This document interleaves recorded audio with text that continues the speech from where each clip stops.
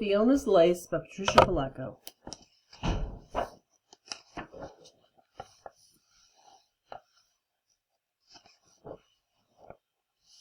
From Mick and Annie Hughes, and to brave firefighters everywhere. Many years ago, my father's family lived in a small, poor village a few miles from Limerick, in Ireland.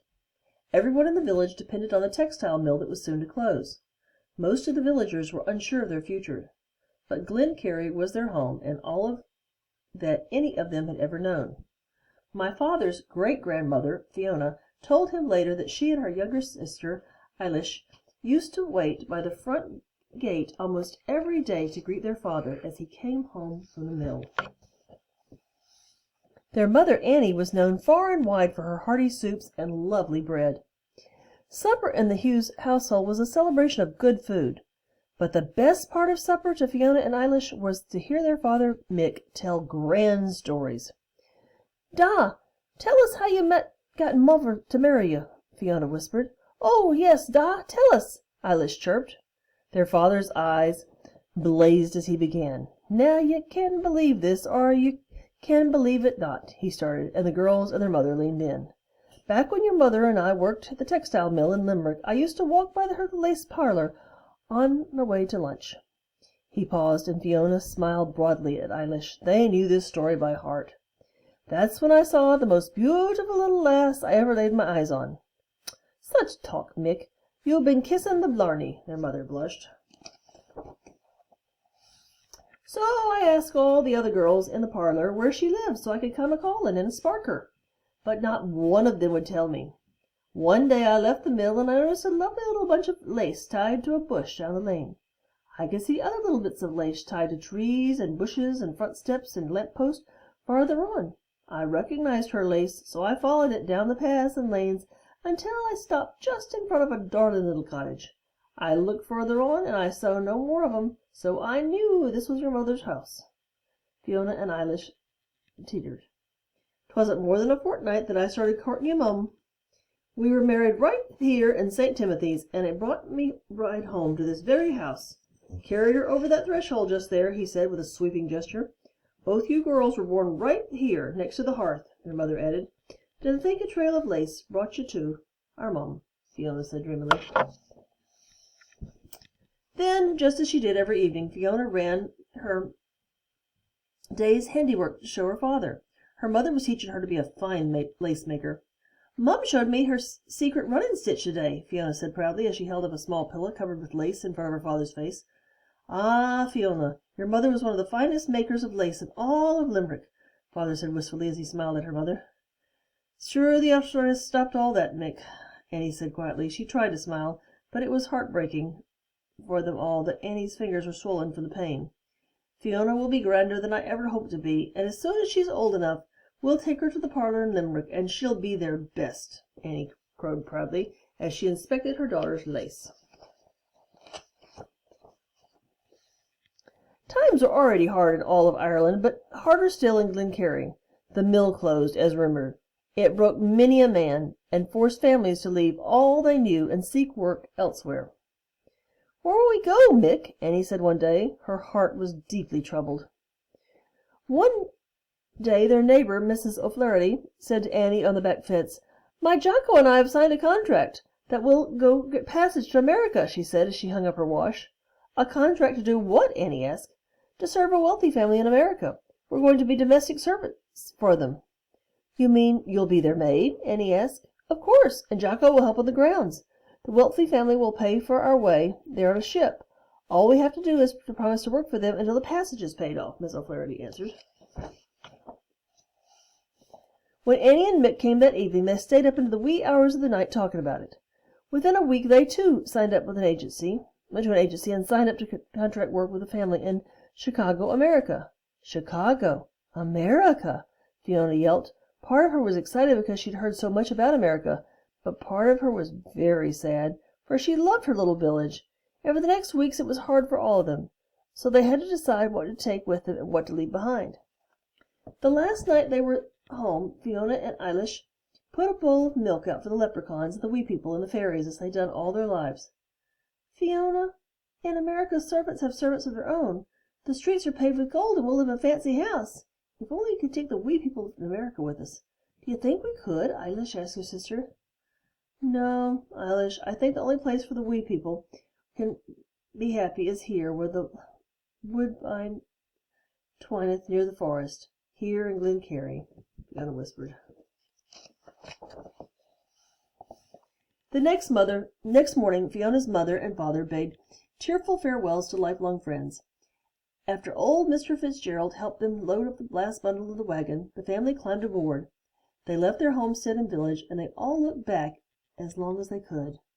When they crested the hill, their beloved village disappeared before them in a grove of trees.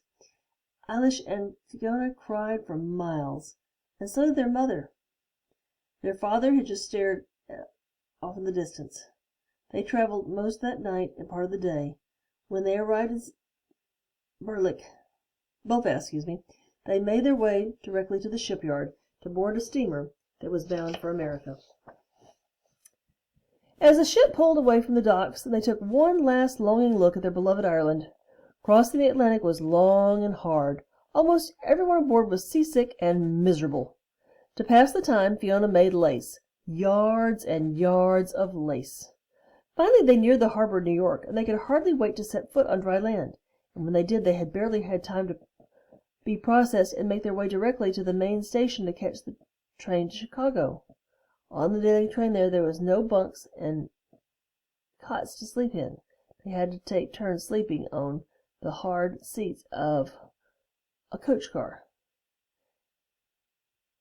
At least on the ship we'll have bunk beds to sleep in, Annie thought wearily. Days passed, and Fiona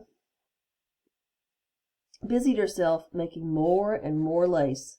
The journey was bumpy and hot and dusty. They stopped at many towns and cities.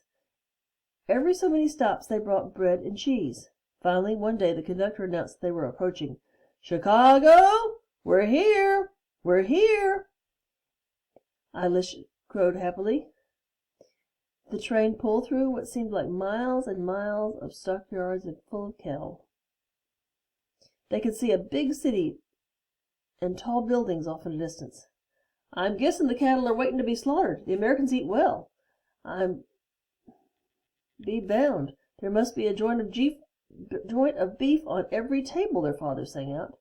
"Look, Mother, the sea is right next to Chicago. I wonder why the ship didn't bring us right here," Fiona said. "That there is Lake Michigan, folks, and it sure does look a lot big enough to be an ocean, don't it?" the conductor said.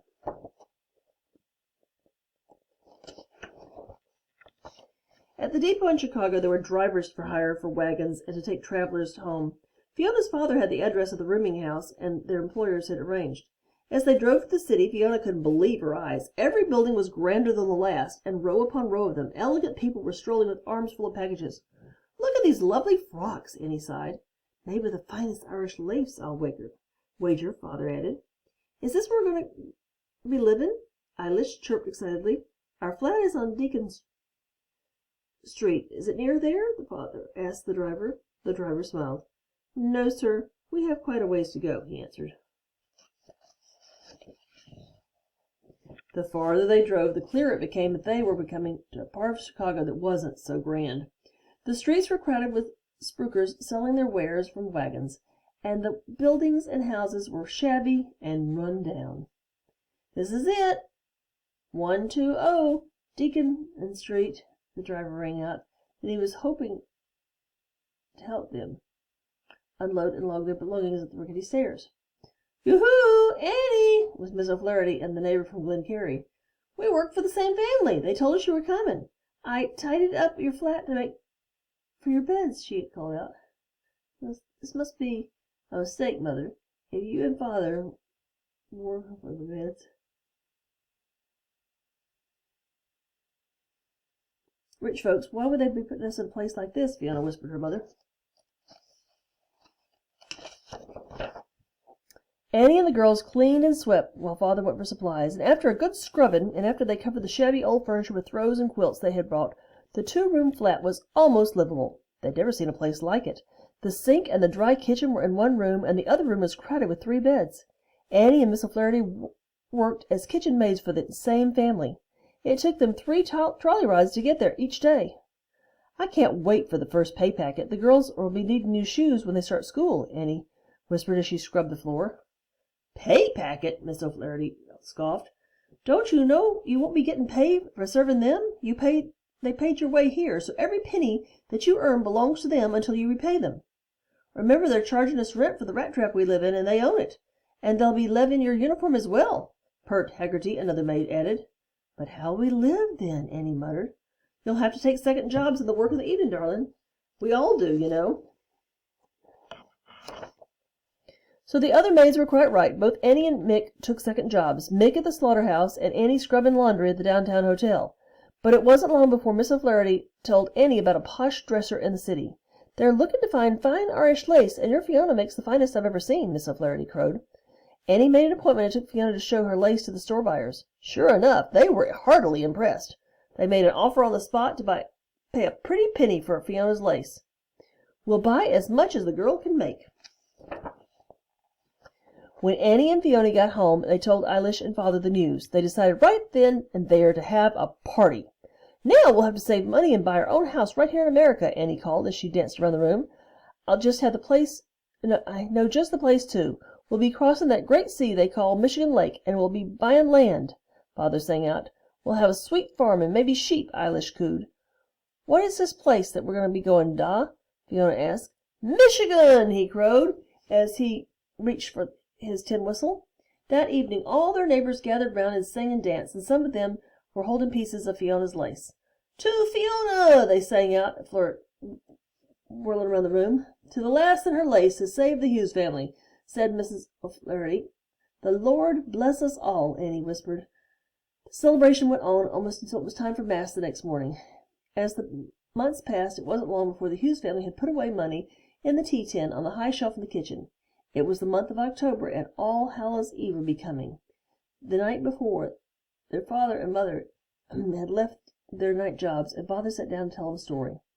It's about the Pooka, the ghostly black horse that is harnessed to the Custa Bower, the carriage of death. The banshee screeches and pounds on the door to collect souls that have passed from this life, Father said, and he pretended to shiver. "I don't want this story, Da. I want to hear about the trail of the lace that took Mom again," Eilish insisted. "Darling, you know that one by heart." "I want to hear it too, Da. I want to hear all about Glencarry. I miss Ireland." The father obliged them, and he and their mother hugged Fiona and Eilish that night.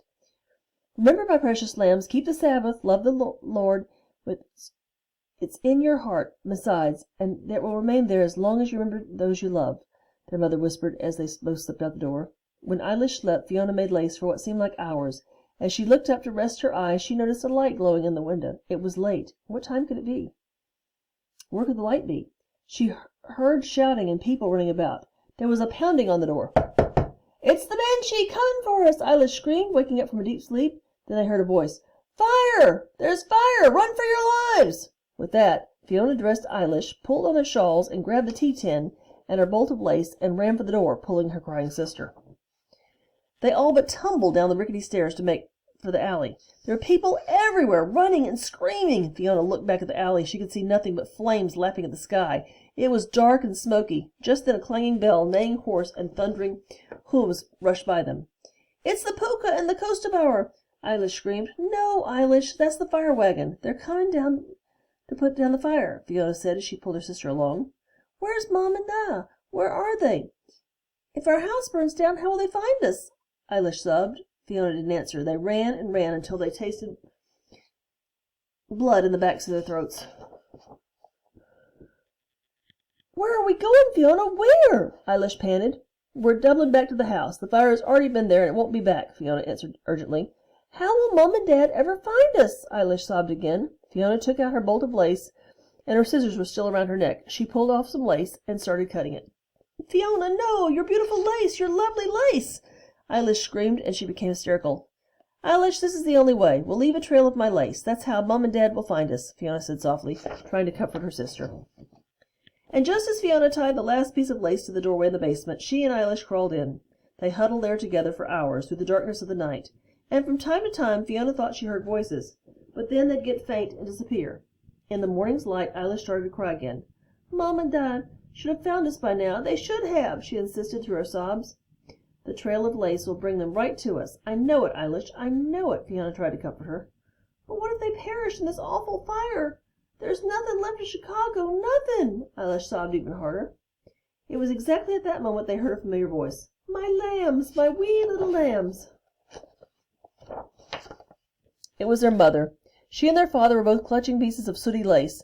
We'd been looking for hours. We'd almost given up hope, their mother said as she held them close. That's when we saw it, the first glimmer of hope. Your lace, Fiona, your lace, tied to the lamp-post, their father cried. So we followed it, and we followed each and every little bundle, the mother added, and it brought us right to you, my darlings, right here to you, father said as tears spilled down his cheeks. But, Mother, Fiona's lace is ruined. It's covered with smoke and soot, Eilish whispered. No, darlings, this is our most beautiful creation, soot and all, for it saved you both. And us as well, the mother cried and held him close. We and generations after us will cherish this lace, Fiona. Always, always, their father exclaimed. Mick Hughes was so right. My father's family has indeed cherished pieces of Fiona's lace for many generations now. Most of the brides in my father's family wore it on their veils, or carried it in their bouquets, or pinned it next to their hearts on their wedding gowns. I keep Fiona's lace framed in an honored place in my home, but actually it fills a hallowed place in my heart, for every time I walk by it or gaze upon it I think of my darling father, his mother, my aunties and uncles, the wee people in the spirit of Ireland that all embodied. Then I find myself thanking the Lord, and remembering just as Annie charged her 2 daughters, that home is where the heart resides, and it will remain there as long as those that I love are remembered. Thank you, Fiona. Thank you for your astonishing legacy. And most of all, thank you for your precious lace.